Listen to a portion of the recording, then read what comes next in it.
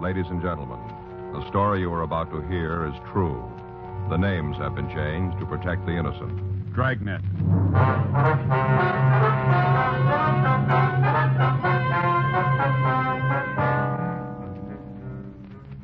You're a detective sergeant.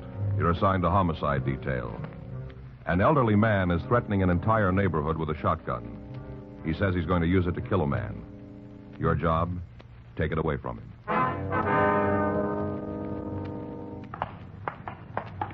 It was Tuesday, June 15th. It was hot in Los Angeles. We were working the day watch out of homicide detail. My partner's Frank Smith. The boss is Captain Lorman. My name's Friday.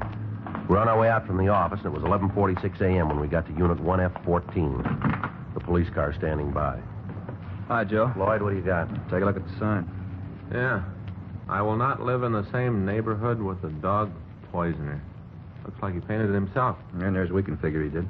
How'd you get the complaint? Came in, see the man. When we got here, the guy was sitting up there with his shotgun. Told us to leave him alone. We figured maybe you'd be a little better equipped to handle it. Well, it might not work out that way, but we'll give it a try. Anything we can do to help out? Just be here, right? You make a move for a gun, and I'll have to kill you. Want to tell us why you're doing this? My business. Well, that gun makes it ours. You think that if you want to, it doesn't make any difference to me. I didn't ask you out here. Yeah, well, now that we made the trip, don't you figure you ought to tell us? No. Something to do with that sign? Might have, yeah. Well, you better tell us about it. I don't see how it's going to help. You won't know unless you try, will you? All right. I'll tell you what.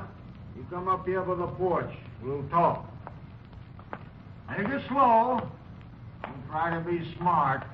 I could hit both of you with one shot from here. Yeah? Might not kill you, but it'd make you pretty sick. That's good. Hold it right there.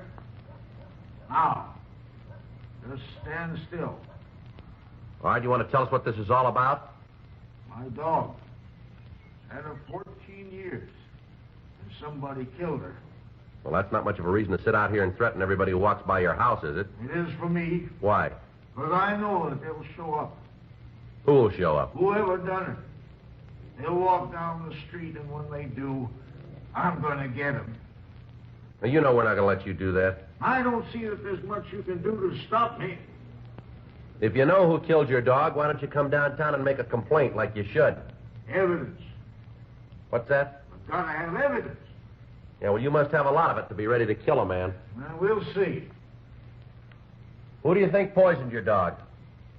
I don't know, but he'll be by. Anybody else live in that house with you? No.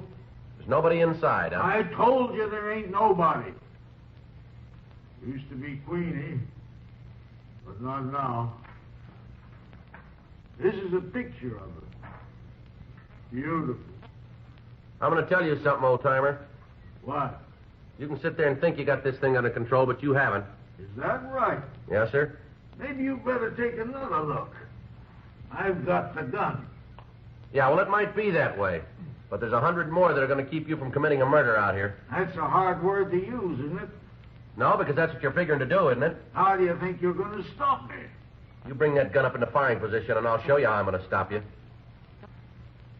All I'm trying to do is to pay back something.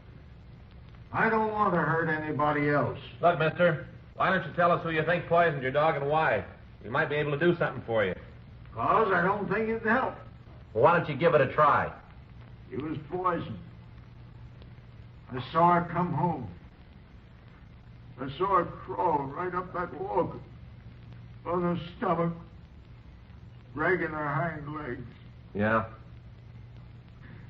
Oh, you wouldn't understand what she meant to me. She was like a person, someone to talk to. She was a lot of company. This book here was written by a man who knew. He understood. Yeah, well, all that may be fine, but you got no right to sit out here with that shotgun. This man knew about dogs. Odd McIntyre. Who's that, sir? Old McIntyre? I want you to listen. This will explain just what I'm doing here. Hold it. Hold it right there. I'll drop this book and kill you. Now, I want you to listen to this. I want you to listen carefully. Brothers and sisters, I bid you beware of giving your hearts to a dog to tear. So wrote Kipling in an excellent elegiac. I happen to be a dog lover who does not believe in that warning. 8 of the happiest years of my life was spent in the almost constant companionship of a devoted dog. When he was taken from me, cruelly but with merciful swiftness, it was a terrific heart wrench. For 2 days I grieved inconsolably. For weeks I walked the streets at night, trying to get hold of myself. Yet now, when time has dulled the pain, I can truthfully say that the joy and understanding my dog brought into my life more than compensated for the sorrow of his passing. For my dog taught me many things as enduring as the ages. Outside of the divine relationship and the human, I know of no influence so ennobling as our relationship with a dog. My dog's name was Junior. He was a Boston Bulldog, weighing 24 pounds, with a blazing muzzle, white collar, and feet tipped with white. His coat was the glossy brown of an autumn leaf. He had a lovable lopped ear that perked with quizzical abandon. He was full of joyous life and never outgrew his prankishness. I picked him up in a Fifth Avenue dog shop in much the same manner that one buys a trinket. I thought he was cute looking. He was then 4 weeks old and trotted sideways with mock seriousness. I took him home in my overcoat pocket. From that day on, for 8 years, he played a big part in my life. He came to understand me better than most of my human associates did. He knew his time for play and my time for work. He did not trespass. His only illness displayed the heroic courage that characterized him until his death. One evening, his mistress and I came home after the theater, and when we opened the door, we missed his welcoming rush and bark. We found him lying on the floor of the bathroom in a pool of blood. When I bent over him, there was a feeble thump of his tail, as much as to say, "Don't worry." His eyes were glazing, and I knew that he was in a desperate state. We worked over him several hours, and finally, in a wobbly manner, he stood up, walked unsteadily to the bedroom, and picked up his play ball as if to say, "You see, I'm all right." In a half hour, he had another hemorrhage. With uncanny instinct, he rushed into the tile bathroom so as not to injure the carpet. Fortunately, he recovered quickly from his attack, and in 2 days seemed as well as ever. Dogs are unerring in reflecting the characters of their masters and mistress. To Junior, I represented the play spirit, the romp and flapdoodle. Well, he was somewhat of a roughneck in his relations with me. But with his mistress, he was always gentle and careful. One of the important lessons Junior taught me was to have more faith in my fellow beings. I had for years knocked about as a newspaper reporter and had acquired that veneer of cynicism that is typical of the craft. I'd rather a smart alecky attitude of having to be shown. Now, I am the average human being, as likely to err as the rest. But I found that with Junior, because of his implicit faith in me, I never attempted trickery. I could not bear to abuse that rare confidence. And this set me to thinking that if we humans displayed the same faith in our fellows, we should be less likely to have that confidence abused. I come to the final chapter of Junior's life with tears that are shed unashamed. As I have said, he was my constant companion for 8 happy years. My longest absence from him was when I was in Europe, where the quarantine regulations are so strict that it is quite unfair and selfish to take a dog there. Junior, like all good dogs, was faithful to the end. He died obeying my command, which made his loss all the more tragic to me. I left him after his evening romp and was away until shortly after midnight. Upon my return, his greeting was, it seemed to me, especially joyous. It was so joyous, in fact, that it indirectly led to his death. Shortly before I arrived, a servant had taken him out for a walk. But he was so glad to see me, and he loved so to go out late at night without a muzzle or a leash on, that I humored him, and we went out again together. At that hour, there was very little traffic on Fifth Avenue, and Junior ran far ahead of me. He had been trained to wait at curbings when unleashed until he received the command, go. Then he would race across the street like a flash. At the corner of 44th Street and Fifth Avenue, I stepped to the curb, looked both ways for signs of traffic, and seeing none, shouted, go. Junior was off at a bound. At that instant, a party of reckless joyriders in a heavy touring car swung madly around the corner, and both wheels on one side passed over his body. There was a jeer of derision as the car shot northward, the taillights gleaming red in the night. Junior staggered to his feet, and as I lifted him in my arms, he looked up with his soft, pleading eyes, begging for the help I could not give. Hailing a taxicab, I hurried to my hotel a few blocks away. But before I reached there,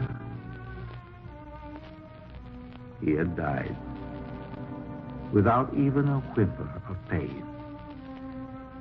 He lies buried today in the picturesque little dog cemetery on the sloping hills of Hartsdale, New York. Above him are the green grass, the whispering trees, and a stone carved with this inscription, Junior, faithful to the end.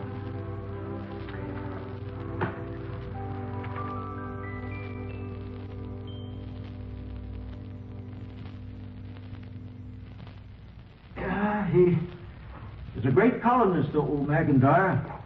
Yes, sir. Now then, we'll all just wait. For what? The man who poisoned Queenie. You're expecting him, are you? He'll be by. This is going to be something different for you two. How's that? You won't have to look for the man who kills him. Friday, see you a minute? Yeah, what? What do you got? We checked the old man through R&I. You find anything we can use? No record. How about the neighborhood? Well, Perkins and Henry checked, talked to the people on the street. Well, The news we can find out he's pretty near a hermit. Doesn't have much to do with anybody. No close friend? No, none that anybody knows about. He gets one piece of mail a month, evidently some kind of check. mm-hmm. We talked to the manager at the grocery down the street. Collins does all his shopping there. What do you have to say about that check? It's from an insurance company, some kind of annuity. Anything else? No, rest of the book's empty. Oh. Now, where do we go from here? Find some way to get that gun away from him. Any ideas? Well, if we could find the poisoner, it might give us a break. If there is a poisoner. No, Lloyd, I believe him. Anyway, it won't do any harm to shake the neighborhood. If we pick the guy up, maybe the old man will settle down. It's a big job. Yeah, well, that's a big gun. 12:07 p.m. We contacted the office and made arrangements for additional cars to start a thorough search of the area. It was just an outside chance that the dog poisoner might still be in the neighborhood somewhere. The crowd on the sidewalk had gotten larger, and the uniformed officers were having trouble keeping order. While I was talking to the office, a middle-aged woman broke through the lines and ran toward the porch and Peter Collins. Pete! Pete Collins! All right, hold it right there, lady. He's a friend of mine. Yeah, well, he won't be if he pulls the trigger on that gun. What are you trying to do, Pete Collins? What? What are you doing to our street? I don't know what you mean. We were all sorry when Queenie died. Wasn't anybody on the street didn't want to do something. That's nice of you. You sit here with that gun trying to turn this street into a shooting gallery, and none of us are with you. You know why I'm doing it. That don't make it right. We had a meeting last night. All the people in the neighborhood. Tried to think what to do about getting you another dog. I don't want no other dog. Grow up. Put that gun away and grow up. You get out of here. Right now. You get out of here and tell your friends that I don't need them. None of them. You go tell them that, will you? All right, come on, let me over here. Joe? Yeah. Just talked to the office. They're sending out more men, gas guns. Anything on the poisoner? No, still looking. Lady, what do you know about him? Oh, he lived next door for 16 years. You live alone all that time? Yeah. I think he was married before he moved here. Yeah. All he had was that old dog. Just the two of them. You have any idea who might have poisoned the dog? We'd all like the answer to that one. Ma'am? Queenie's not the first one. There's been 13 others. Hardly a dog on the block that hasn't gotten sick. We've done about everything we could. It isn't easy. What do you mean? The way the law is. What? We checked into it. You did, huh? The way the law reads, in order to prove poisoning, you got to see the person throw the bait. Yeah. There's none of us got time to sit around the back fence and watch people walking down the alley. Mm-hmm. But even if you do see the person throw the bait, you can't just go in and arrest them. All right. The law says you got to have part of the bait. Well, that's hard to do. Mm-hmm.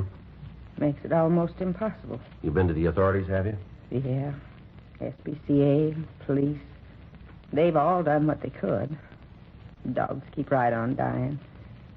We've even thought of maybe hiring somebody on our own. You know, sort of a special cop. Yeah. Oh, it seems a shame, don't it? Ma'am? Poor old man. How could anybody get low enough to poison his dog? That's what he wants to know. Joe. Yeah. See You ya. better leave, lady. Oh, yes. I guess there's nothing more I can do here.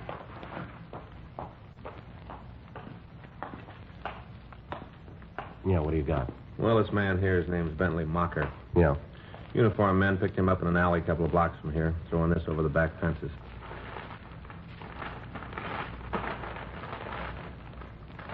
Meat, huh? Yeah. That him? That the man? That the man who poisoned Queen? All right, put that gun down, Collins. I'm gonna kill him. How about it, Joe? Collins, put it down. No. Stand clear. Better get these people out of here. Right. What are we going to do? No choice now. Yeah. We got to shoot them.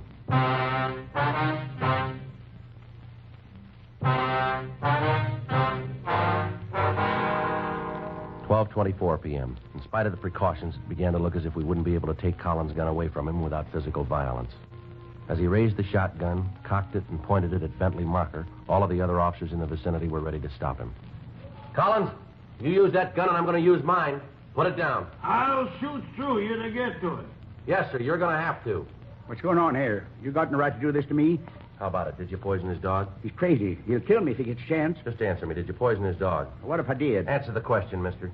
All right, I did. I poisoned him. You've been dropping poisoned meat all over this neighborhood, haven't you? There ain't anything you can do about it. 14 dogs killed around here. Did you do it? Pests, that's all they are. Good riddance. That's the way it looks to you, does it? Sure, rooting around the yards, barking and yowling. No good, any of them. You all through? I could go on for hours about them. Had my way, I'd get rid of them all. Now, I'm going to tell you something. Those dogs meant a lot to the people who lost them. That old man sitting up there on the porch, to him, that dog was part of his life. What gives you the right to sneak around back alleys and side yards and kill off a pet that belongs to a child or an old man? I don't have to stand around here and listen to you. No, sir, you don't. Lloyd? Yeah, Joe. Take him downtown. What for?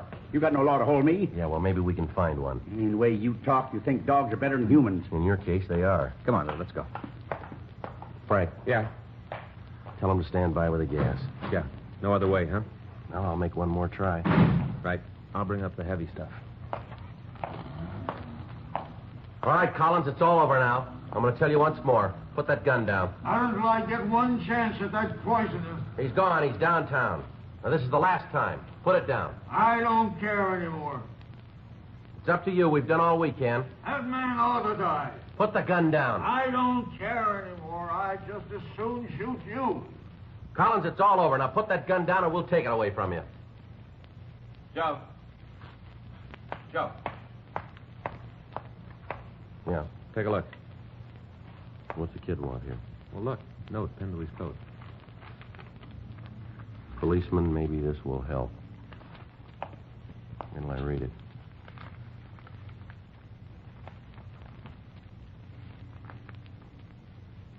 Did you read this? Yeah. Well, we'll give it a try. Collins, there's a boy here who wants to see you. I don't want to talk to anybody. You might want to see him. Who is it? What's your name, son? Davy! Davy. Oh, I know him. It's okay. Let him come up. Not as long as you got that gun. Now, how about it? All right. Break it. Take the shells out. Now, toss them down there on the lawn. Now, let that gun slide down the porch steps. Come on.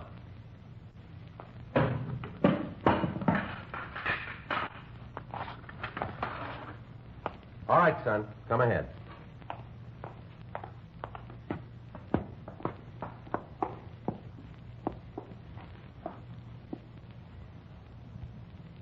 Davy? What'd you want to see me about?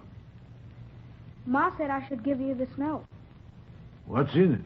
Well, now, the quickest way to find that out is to read it, isn't it? Huh.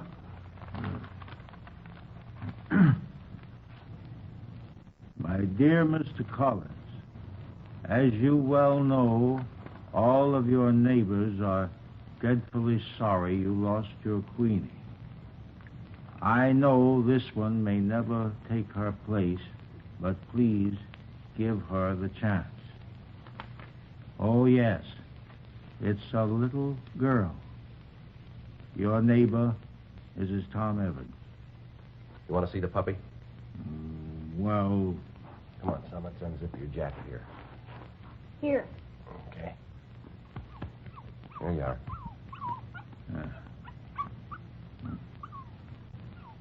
It's a little girl. Just a puppy. That's right. Yeah. Queenie's collar doesn't fit too good. Mm-hmm. Think I'll have to get another one. No, I wouldn't worry about that. Huh? She'll grow into that one.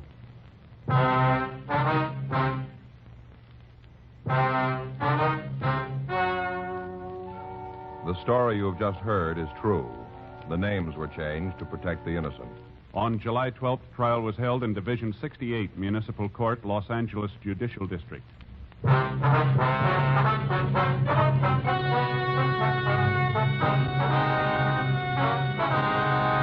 Peter Lawrence Collins pled guilty to violation of Section 417 PC, drawing or exhibiting firearms, 1 count.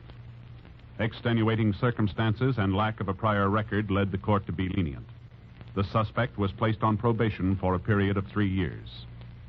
Bentley Jones Mocker was tried and convicted of Section 596 PC, unauthorized animal poisoning, and received sentence as prescribed by law.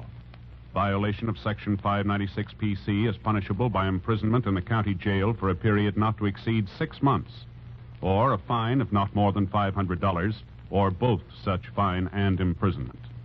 Ladies and gentlemen, we are grateful to the McNaught Syndicate Incorporated for granting permission to read excerpts from O.O. McIntyre's article entitled, What My Dog Taught Me. You have just heard Dragnet, the authentic story of your police force in action, and starring Jack Webb, a presentation of the United States Armed Forces Radio Service.